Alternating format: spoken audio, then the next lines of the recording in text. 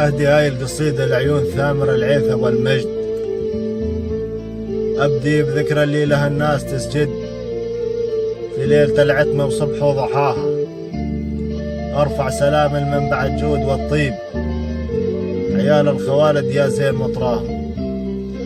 وأخص منهم ثامر بن عيثة ماخذ الطيب مكسب، سخي الكف شيال الحملة ثقيلي، وأبوه رباه على الكرم والجود والطيبي.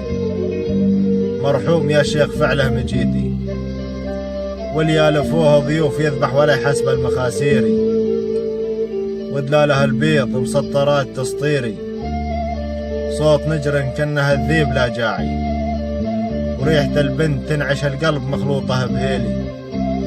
يسقيك فنجان يطرب له الراس والكيفي، يجمع عيال عمه اللي هم له سنادي، ونعم من المختار والنعم والنعمين اتسجلت بافعالها اشعار واقوالي.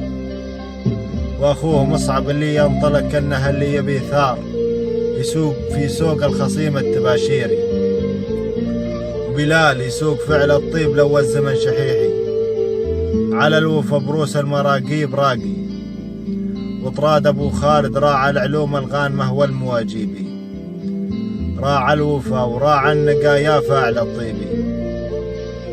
وابو سلطان ملفاك وجه الندى نعميني، رزيجي نسل الاجاويدي، وبدر تراه شاعرهم وراعى الابيات الجزيله.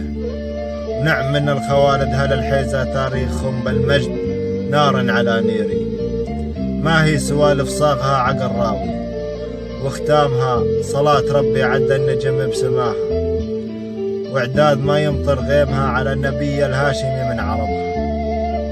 سلامتكم.